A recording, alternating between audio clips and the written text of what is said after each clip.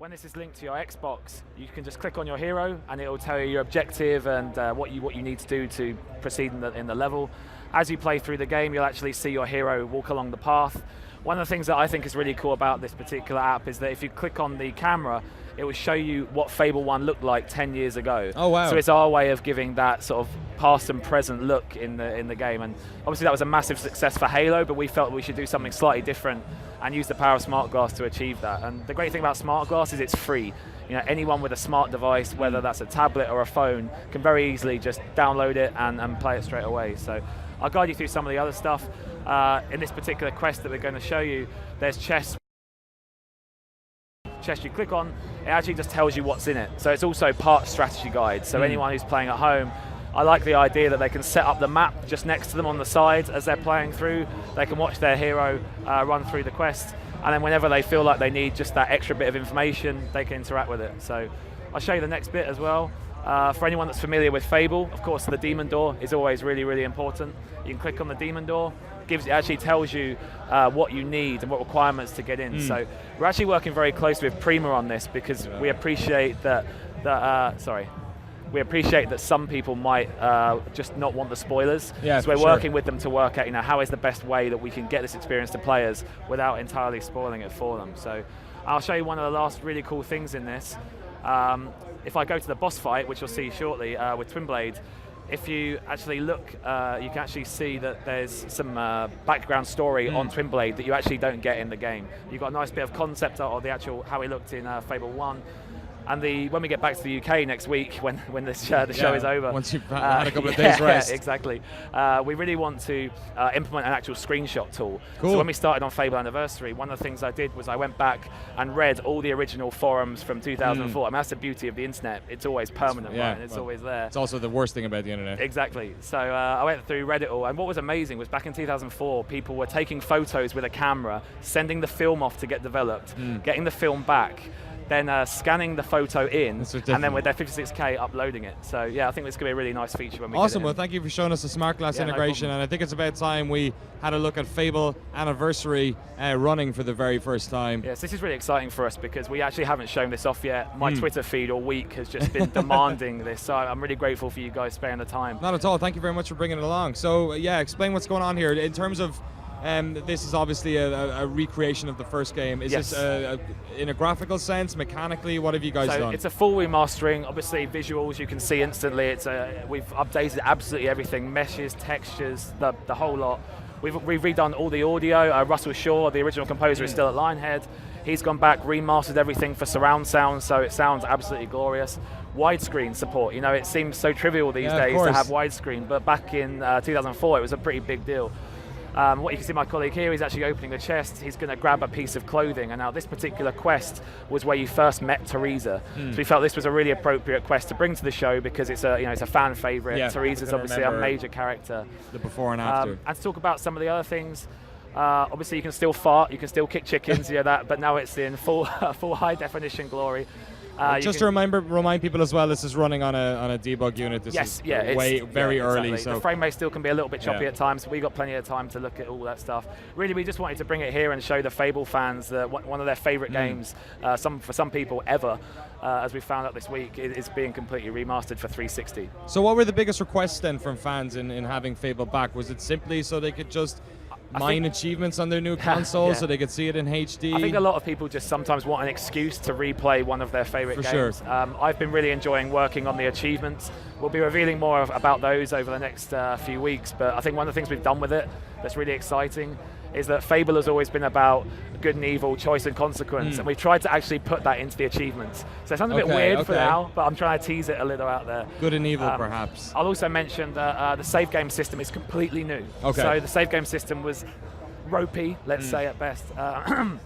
So any Fable fans will just be able to know that now they can save the game whenever they like. Again, doesn't sound like a big deal now, but in 2004, it wasn't a very good experience. So in terms of making a game like this, redoing it again, there's obviously maybe a desire to add content to it, to maybe take some of the lessons from sequels into it. So was there anything perhaps from the more recent Fable games that you guys have decided, maybe that could have been So we've got a really good team working on this. I was actually a tester on the original title. Some cool. of the guys that I'm working with have worked on like Fable 2, Fable 3, Fable The Journey. So I'm looking at it very much from the perspective of the fanboy. I'm the guy that wants to throw in more content and change everything and that kind of thing. But the guys who are keeping me grounded, it's like we're walking rather than running, which is very sensible. So you guys trying to stick as close as possible? Yeah, to I mean the things that we are looking at is providing the Fable 2 control scheme as an option. Okay. So we realise that there are people out there that are going to want to play it pure in its old 2004 format. But I'd really like to include the Fable 2 control scheme because I feel we really advanced and we really improved it. And then also we're just looking at everything really. The load times are going to be massively reduced. I mean, when the programmers asked me what the design was for the load screen, my reply was, what load screen? That's how we're looking at these kind of things. I've seen Mr. Molyneux walking around the various booths. Has he had a look at this yet? Has he wandered he popped over? Obviously, friend of the studio. Obviously, he's no longer with us. But yeah, he popped over, had a play, gave the thumbs up, and then went back on his way. So. Only seal of approval as well. Yeah. Awesome. So in terms of, say, you guys did a lot of multiplayer or maybe kind of social elements in the later Fable games that were kind of interesting in terms of information popping up in other people's games, being able to join other people's games. Is there any of that being introduced into Fable Anniversary? So we didn't want to be detrimental to the core experience. Like I said, I'm floating away with ideas, but we are trying to stay grounded. We appreciate that people are going to want to play it in its original format. But things like leaderboards provide a really nice additional experience. We're putting in loads of leaderboards. Who can kick chickens the furthest in the world? Who can fart the most? That's an important thing, and so that's where we're investing a lot of our time, is to get that worldwide competition via leaderboards. Was there anything you guys had to do in terms of voice acting then to maybe recut stuff? Or? We actually wanted to keep it the same. Again, it's that nostalgic memory that people have. I will say that they've all been remastered, so the compression is a lot less than it used to be. Yeah. But the feedback from the fans has been, don't change the voice acting. We want it to be as it was in 2004. It must be a hard line to tie because obviously people are a little less forgiving about creating this stuff.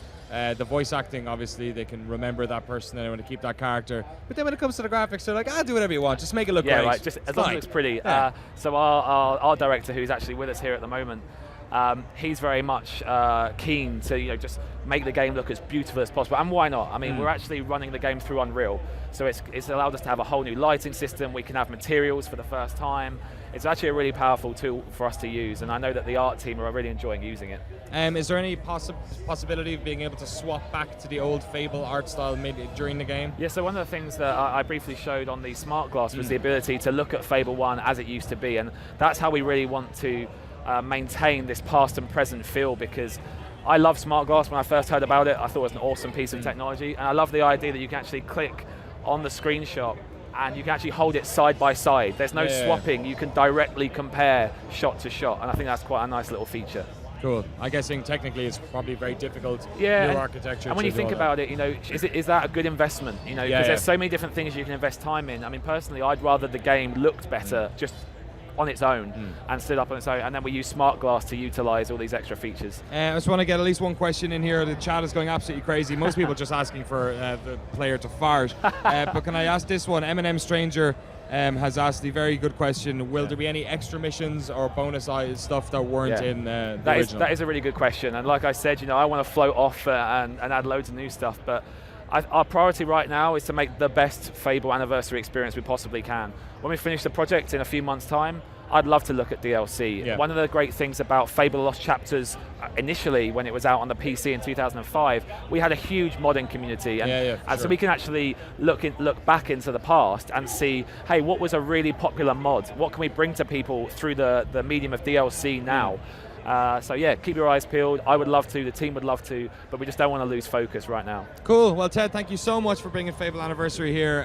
It's great to finally have a look at it. When will people be able to get a hold of it themselves on what platforms? So currently it's on Xbox 360, and it'll be available on Holiday 2013. Oh, that's very close. Holiday. I know. See, we've been in America so long. Right? We're talking like this. It's Holiday. It's not Christmas. It's awesome. Enjoy the rest of your E3, Thank buddy. you very Thanks much. very much. Awesome.